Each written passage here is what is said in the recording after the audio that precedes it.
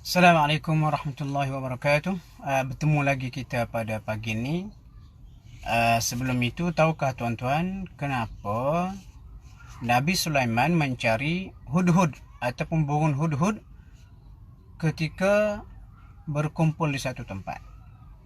Ada yang mengatakan burung hudhud ini memiliki radar untuk mengesan air di bawah tanah. Alhamdulillah kita bertemu lagi pagi ini, dan Alhamdulillah pagi ini mungkin suasana di sekeliling agak bising sedikit sebab saya berada di Sekolah Rendah Islam Sungai Cincin untuk program mursyid sebentar lagi. Dan pagi ini Alhamdulillah kita berada pada pagi yang ke-19 Ramadan. Pagi ke-19 Ramadan, dan insyaAllah saya akan buat sinopsis ringkas juzuk yang ke-19. Juzuk yang ke-19 mengandungi 3 surah. Itu bahagian kedua surah Al-Furqan, kemudian surah Asy-Syu'ara secara lengkap, dan bahagian awal surah An-Naml. Asy-Syu'ara ni, Al-Furqan pembeza kenapa Al-Quran adalah kitab yang membezakan kebenaran dan kebatilan. Asy-Syu'ara plural kepada perkataan syair, sebab dalam surah Asy-Syu'ara ni Allah Ta'ala cerita mengenai penyair yang dicela dan juga penyair yang baik. Dan surah An-Naml semut sebab cerita Nabi Sulaiman bersama tentera dia. Okey, surah Al-Furqan yang boleh kita bincangkan pada pagi ini iaitu pada ayat yang ke-27 sampai 29, bagaimana Allah Ta'ala cerita penyesalan ahli neraka kerana silap memilih teman. Ini ayat-ayat ini ada cerita lah, katanya lelaki ini adalah Uqbah bin Abi Mu'aid yang awalnya memeluk Islam tetapi meninggalkan Islam demi untuk menjaga hubungan dengan kawan dia. Seterusnya surah Al-Furqan ini juga Allah Ta'ala cerita mengenai fungsi bayang matahari pada ayat yang ke-45 sampailah kepada ayat 46. Allah Ta'ala kata, kami jadikan thumma ja'alna asy-syamsa 'alaihi dalila, kami jadikan matahari itu sebagai petunjuk kepada waktu solat dan sebagainya. Dan di akhir surah Al-Furqan kita boleh perhatikan pada ayat yang ke 63 sampai akhir surah, Allah Ta'ala ceritakan mengenai sifat hamba dia yang dia puji, antaranya tidak melayan kerana si jahil, berbelanja secara sederhana, dan berdoa agar dikurniakan zuriat dan isteri dan zuriat yang menjadi penyejuk ataupun penenang hati. Okey, seterusnya surah Asy-Syu'ara. Surah Asy-Syu'ara ni dia banyak kisah para nabi. Kalau kita perhatikan daripada awalnya, kisah Nabi Musa dengan Fir'aun. Lepas tu sambung lagi kisah Nabi Ibrahim dengan kaum dia, dan dalam kisah Nabi Ibrahim bersama kaum dia ini ayat yang agak menarik, ayat yang ke-80. Nabi Ibrahim ketika menentang kaum dia mengisytiharkan Allah itu adalah Tuhannya, dan antara satu fungsi Allah ni adalah Tuhan yang menyembuhkan penyakit. Dia kata wa idza maridtu fa huwa yashfin, bila aku sakit maka dia sembuhkan aku.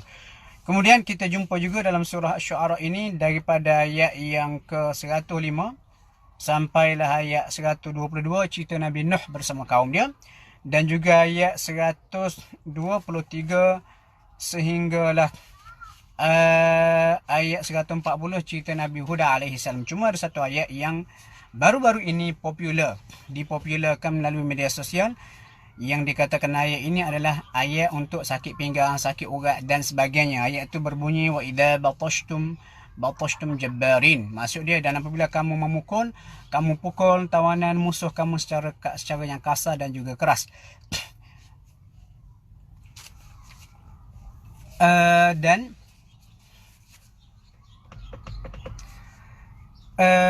ayat ini sebenarnya cerita mengenai kejahatan kaum Ad. Jadi saya pun tak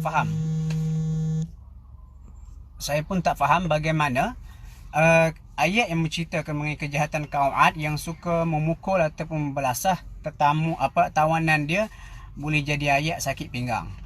Walaupun ayat ni sebenarnya ada cerita-cerita dia, tetapi untuk lebih bertanggungjawab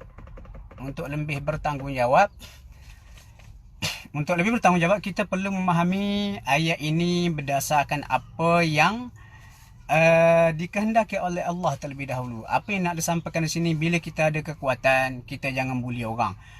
Soalan dia, adakah boleh ayat ini kita gunakan untuk rawatan sakit dan sebagainya? Itu sebahagian daripada mukjizat Al-Quran. Cuma adab yang perlu dijaga. Kita kena faham ayat itu mengikut konteks benar. Dan saya ada tulis mengenai perkara ini dalam rencana-rencana, insya-Allah kita akan kongsilah.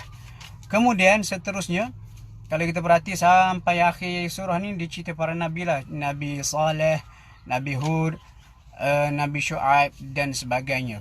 Dan lagi ayat 214 ini antara ayat awal diturunkan kepada Nabi, mengarahkan Nabi untuk berdakwah kepada kaum keluarga yang terdekat.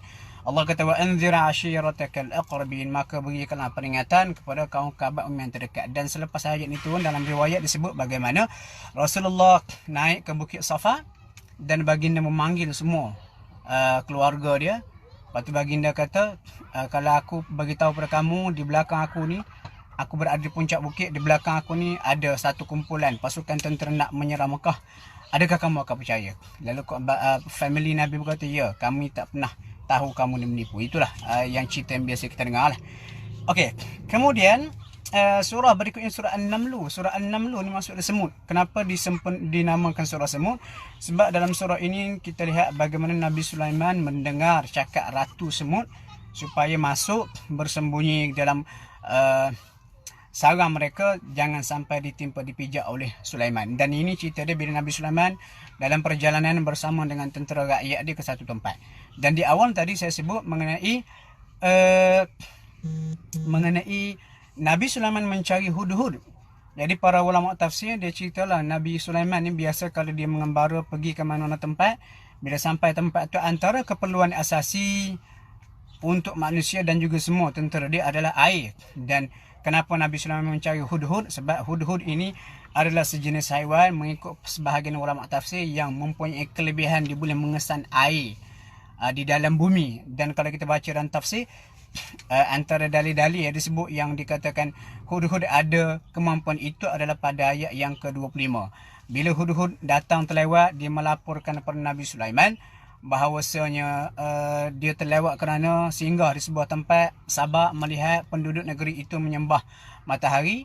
Lepas tu hudhud pada ayat yang ke-25 mengatakan alla yasjudu lillahi alladhi yukhrijul khab'a fis samawati wal ard. Setan telah menghasut penduduk Sabak supaya tidak menyembah Allah. Yang mana Allah itu adalah alladhi, Tuhan yang yukhrij, mengeluarkan al-khab'a, yang terpendam, fis samawati wal ard, di langit dan juga di bumi. Inilah yang dikatakan air. Dan sangat menarik tuan-tuan, saya pernah sekali saya bagi tazkirah di kampung pak mentua saya. Lepas tu di kampung pak mentua saya ada seorang pak cik. Dia ni kerja kampung. Memang dia handal lah kerja kampung, ambil nira kelapa dan sebagainya. Lepas tu dia pun bercerita lah kepada saya. Orang tua-tua memang selalu sebut burung belatuk yang kita katakan sama kelas ataupun sama spesies yang hudhud memang pandai mencari air. Allahualam. Dan seterusnya kalau kita perhatikan ayat-ayat berikutnya masih lagi cerita Nabi Sulaiman dengan Balqis. Dan antara ayat yang menarik juga ayat yang ke-40, bagaimana Allah Ta'ala ceritakan seorang lelaki yang diberikan ilmu pengetahuan mampu membawa singgah sana Balqis sekelip mata sahaja, dan dikatakan lelaki ini adalah seorang wali Allah. Dan yang penting di sini ayat ni, Allah kata qala alladhi indahu ilmun minal kitab, berkata seorang lelaki yang mempunyai ilmu daripada Alkitab. Dan ini signifikan mudah untuk kita katakan seorang wali Allah dia kena alim. Jadi kalau kita jumpa ada seorang tu memang jahil, tak pernah mengamalkan sunnah Nabi, tiba-tiba punya kelebihan, kita jangan salah anggap dia adalah seorang wali Allah. Kenapa wali Allah ni? Berdasarkan ayat ni, satu signifikannya adalah dia mesti berilmu pengetahuan. Dan tuan-tuan banyak lagi lah juzuk 19 ini kalau nak diulas. Saya rasa cukup untuk pagi ini. Mudah-mudahan perkongsian ini membuka semangat kita, membina kita untuk lebih tadabbur juzuk yang ke-19 yang syarat dengan berbagai pengajaran. Sekian, Assalamualaikum warahmatullahi wabarakatuh.